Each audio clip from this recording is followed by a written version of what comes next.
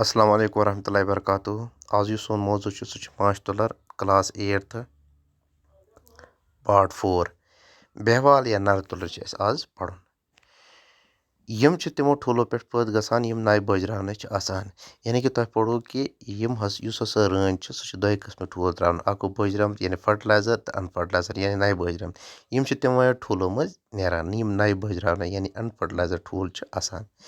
यम रान हिंद खुद छुट तो कार मगर कारकुन तुलर हिंद खुद जीट आसान यानी यह फिजिकल स्ट्रक्चर क्युत आसान कि यम रन तम खुद यह छुट तो मगर कारकुन तुलर यानी वर्कर बीज यम तिमो खुद यम जीट यम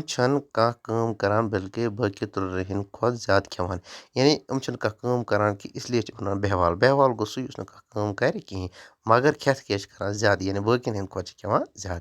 खुराक कमी गसन कि सूरत मज यम गन मज नबर कड़ने यवान तो नबर कन किचन गटन मज बश बश करान मरान यानी कि अगर हस कुन सात गनस मज क्या माछ गनस मज क्या गस काम खुराक किल्लत गस खुराक कमी गस तम यवान नबर कड़न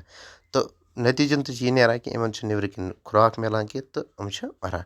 बेहवाल तुलरन वपर गनस मज कह गसनस कह पाबंदी यानी यम हेकन कुन ते गनस मज गसित इन रोक ठाक इन कहीं रोक थाम इन कहीं यम हेकन कुन ते गनस मज गसित यथ गनस बेहवाल तुलरे खत्म आसन गमच तथ हेकन बे गन बेहवाल तुलरे दिन यथ यानी कि अगर हसु कुन गनस मज बेहवाल तुलर यम नर तुलर यम गसन कम या गसन खत्म गसन यम अत मज हेको बे कुन तुलरे गन तुलरे अनित अगर रन या कारकुन कर गनस मज अज तस पे हमले यवान करना तो मौकस पे सु मार सपदान यानी अगर हस इम बरकस अगर हस इम बरकस अगर हस कारकुन या रन गस बे कुन गनस मज तमस पे तम गन माशरे क्या करान काम हमला करान बेहवाल नर तो यम या यमो मज कह अखा रान सत जिनसी म्योल करान तो रन ठूल त्रावान यानी अम वजह नर तुलर मज कह जिनसी म्योल करान कि रान सत रन पे ठूल त्रावान यथ पट यम नर तमाम तुलरन हिंद मल तो रन गनच मोज आसान बेहवाल तो यडल आसियत ते फ़ायदे ज यम गनस मज गर्मी पोत करान क्या गनस मज करान इहुंद फ़ायदा आसान यह कि यम गनस मज क्या करान गर्मी करान पोत ब्याक टॉपिक यमुक माश तुलर हंद हयाती मरहल यानी हयाती मरहल जन पे मरनस तान हयाती मरहल गो जन पे मरनस तान कुस काम करान तो कथ शक्ल मज आसान प्रथ कह तुलरे बामे सो रन आस ठूल मज नीरित मोहर शक्ल आसान मोहर आसो तुम सारे वुचमुत सह लकुट क्युम हिू आसान जेठ आय तमिस शक्ल मज आसान इहंदिस अत रूपस वनान गोड रूप यानी लार्वा अत वनान ठूल मज नेर वोन लार्वा लकुट आसान क्या लकुट पत् खेव करान तो बढ़ान यानी खेवान चवान पे बढ़ान 5 दोहन ताम कारकुन तुलर अमिस पेत्रावान तो अद लार्वा शोंग त्रावान यानी कि 5 दोहन अमिस बड़ी यम तुलर आसान तम अमिस रछान अमिस खेवान चावान अम ब्रो यम पानस अंद अंद गोच यीरान क्या यीरान गोच यीरान पानस अंद अंद